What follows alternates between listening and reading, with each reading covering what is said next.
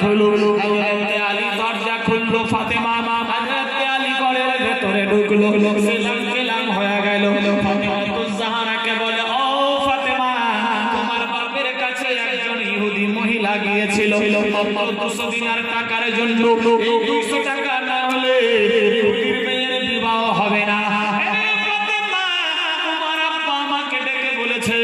আমার কাছে তো কোনো টাকা পয়সা নাই, কি করে আমি ব্যবস্থা করব? ফাতেমা, আজকে যদি মহান নবী ওই 200 দিনার টাকা না দিতে পারে, ওই ইহুদির মেয়ে বদনাম করে দেবে। ইসলাম কি জিনিস জানবে না, বাবা কেউ করতে চাইবে না, ইসলামের ধাজিয়া উড়িয়ে দেবে, নবীর বদনাম করবে। ফাতেমা, জান বাঁচুক মান, তোমার কাছে যদি টাকা থাকে করো।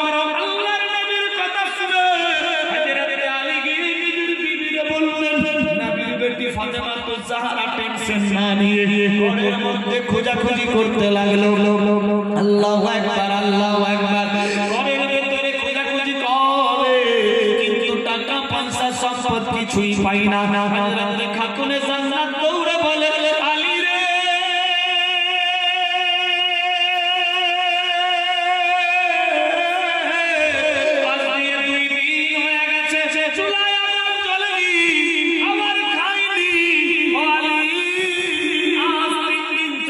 খাবার নাই, দাবার নাই, কিছুই নাই, আমি 200 দিনার টাকা পাবো কোথায়? সুবহানাল্লাহ, মাশাআল্লাহ। মারাত্মক ডেঞ্জার ঘটনা। আলী, আমি 200 দিনার টাকা পাবো কোথায়? আলী 3 দিন ধরে তো চুলায় 3 দিন ধরে আগুন জ্বলেনি, আজকে 3রা দিন চলছে, কোনো খাবার খাইনি, টাকা পাবো কোথায়? আলী ভাই, আমার কাছে তো কিছুই নাই, আমার কাছে যা ছিল একটু আগে এক ফকির এসেছিল, আমি হাতের আঙ্গুঠিটা কমতি দাম দিয়ে দিয়েছি। আল্লাহু আকবার। দেখুন মায়েরা, ফাতেমা কার নাম? নবীর বেটি নন্দিনী, তোমাদের জান্নাতের সরদারিনী। আহারে, এ মা ফাতেমাতুজ জাহরা টেনশন না নিয়ে চিন্তায় পড়ে গেলেন, আজকে যদি 200 দিনার টাকা দিতে না পারি, আমার বাপের বদনাম হয়ে যাবে, সবাই ঠাট্টা হাসি মজাক বিদ্রুপ করবে, বাপের বদনাম হয়ে যাবে, ইসলাম কি জিনিস জানবে না, বুঝবে না, কেউ কিছু করবে না। আমার আল্লাহ বলে, জিবরিল, আমি আল্লাহ পাকের হুকুম বিনা গাছের পাতা নড়ে না, সূর্য ওঠে না, অস্ত যায় না, রাত চন্দ্র সূর্য ইত্যাদি কিছু স্থান চেঞ্জ করে না। জিবরাইল,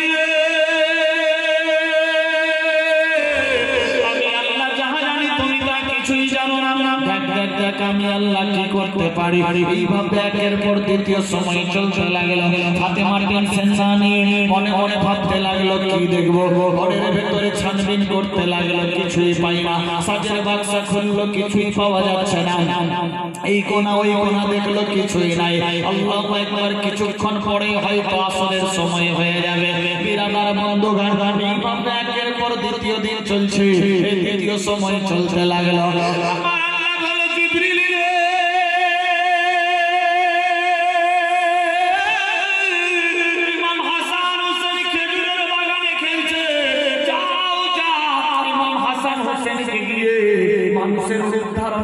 সুপরামর্শ দিয়ে দাও, হাসান হোসেন যাতে নিজের নানা মুহাম্মদ সাল্লাল্লাহু আলাইহি সাল্লামের কাছে যায়।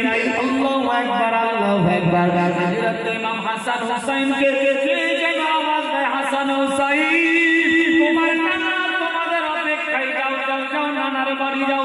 ইমাম হাসান হোসেন নানার বাড়িতে চলতে লাগলো। বিরাদার বন্ধুগণ, এইদিকে এবার কি হচ্ছে? ফাতেমাতুজ জাহরা ঘরের ভেতরে শ্বাস খুঁজতে লাগলো, কিছুই যখন পাচ্ছে না, মন মরা হয়ে আলীর সামনে এসে হাজির হয়ে গেল।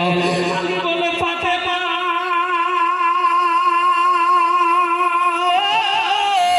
টাকা পয়সার ব্যবস্থা হলো কি? না ভাই, টাকা পয়সা নাই, কিন্তু মান সম্মানের ব্যাপারে যদি 200 দিনার টাকা না দিতে পারি, আমার বাপের বদনাম হয়ে যাবে, ইসলামের ডাঙ্কা আর বাজবে না, বদনাম শুরু হয়ে যাবে, সবাই হাসি মজাক ঠাট্টা বিদ্রুপ করবে, ব্যবস্থা তো নিতেই হবে। কেমন করে কি করবো? চিন্তা না নিয়ে মনে মনে ভাবতে লাগলো, আলী ভাই রে, যেদিন আমরা